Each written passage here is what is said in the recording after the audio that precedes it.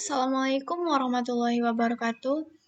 Perkenalkan nama saya Aulia Wulandari dengan NIM 12150321995 akan menjelaskan tentang Enterprise Arsitektur menggunakan TOGAF dengan studi kasus PPTK, TK, dan PLB Bandung dengan dosen pengampu Ibu Idria Maita, Eskom MSc.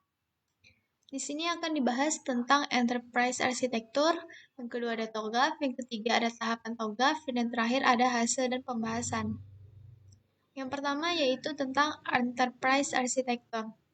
Enterprise Architecture atau EA adalah kumpulan proses bisnis, aplikasi, teknologi, dan data yang mendukung strategi bisnis suatu enterprise. Arsitektur enterprise adalah suatu rencana perekaman cetak biru dari struktur, susunan, pengaturan, pengelompokan fungsional, antarmuka, data, protokol, logika fungsional, integrasi, teknologi dari sumber IT dan dibutuhkan untuk mendukung fungsi bisnis atau misi korporat atau organisasi. Yang kedua ada TOGAF. TOGAF Framework atau The Open Group Architecture Framework adalah kerangka kerja yang digunakan dalam merancang, merencanakan, mengimplementasikan, dan mengelola arsitektur atau tata kelola teknologi informasi atau disebut juga dengan IT Governance Indonesia. TOGAF dikembangkan pada pertengahan tahun 1990-an oleh Arsitektur Forum dari The Open Group. Versi pertama TOGAF diluncurkan pada tahun 1995, sedangkan versi terbarunya yaitu TOGAF 9 diluncurkan pada Februari 2009. TOGAF terdiri dari dua komponen utama, yaitu Arsitektur Development Method atau ADM dan Arsitektur Content Framework. Dan yang ketiga ada tahapan TOGAF.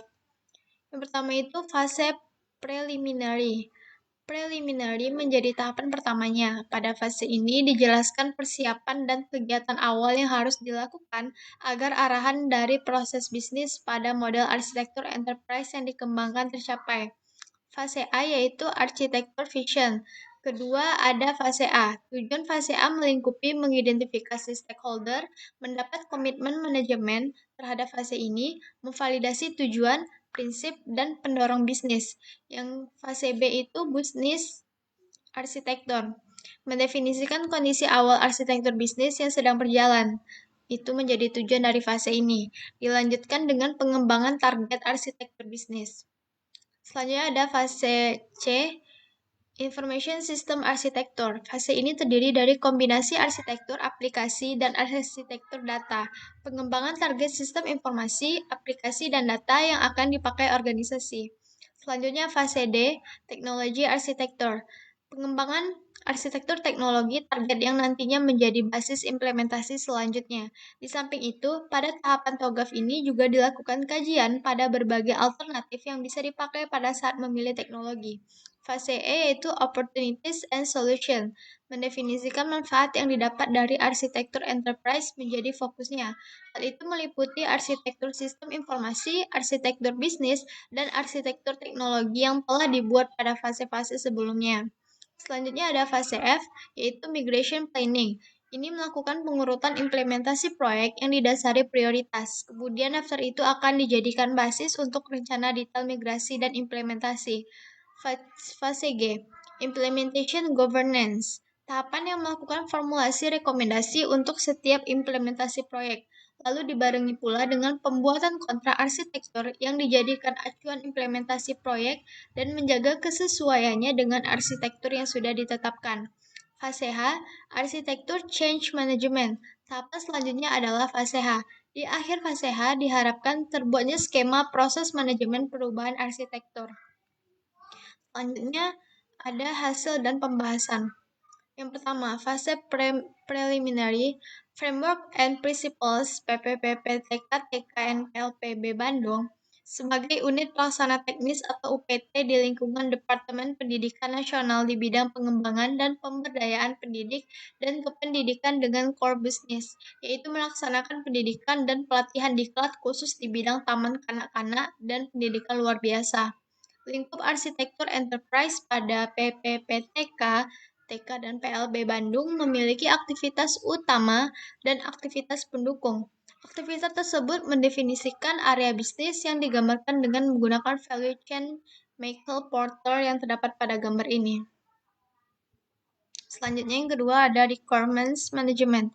Pada tahapan ini berisi hasil dari observasi yang dimasukkan pada tahap requirements mengenai arsitektur sistem informasi dan teknologi informasi yang sedang berjalan di PPTK, TK, dan PLB Bandung. Pada saat ini arsitektur dan teknologi informasi ada yang digunakan untuk mendukung aktivitas bisnis, walaupun sebagian besar belum menggunakannya. Selanjutnya ada arsitektur vision. Skenario bisnis menghasilkan visi arsitektur yang harus dicapai dalam pembangunan arsitektur enterprise.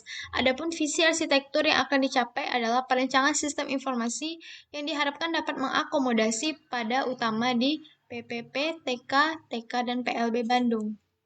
Selanjutnya ada bisnis arsitektur. Fase ini dimulai dari analisis terhadap proses bisnis saat ini sehingga dapat diketahui masalah yang terjadi dan ingin dicapai oleh PPPTK dan PLB Bandung. Gap analisis arsitektur bisnis yang dibangun didasarkan pada masalah yang ada pada proses bisnis saat ini dan akan digunakan untuk pencapaian visi pembangunan arsitektur enterprise dengan dilandasi prinsip arsitektur. Untuk mencapai pencapaian tersebut diperlukan analisis gap pada kondisi arsitektur bisnis saat dan target yang harus dicapai. Usulan proses bisnis ini dibuat ke dalam satu usulan BPMN. Hal tersebut dilakukan karena sistem yang dibuat adalah satu sistem yang terintegrasi. Berikut adalah usulan BPMN tersebut. Selanjutnya ada Information System Architecture. Arsitektur data pendefinisian entitas berdasarkan pada fungsi bisnis telah didefinisikan menggunakan BPMN sebelumnya sudah dideskripsikan. Berikut kandidat entitas yang diperoleh. Yang pertama ada perancangan program diklat, yang kedua ada implementasi program diklat, yang ketiga ada evaluasi program diklat. Model konseptual merupakan pendefinisian sekumpulan entitas, atribut, dan relasi yang digambarkan menggunakan kelas diagram.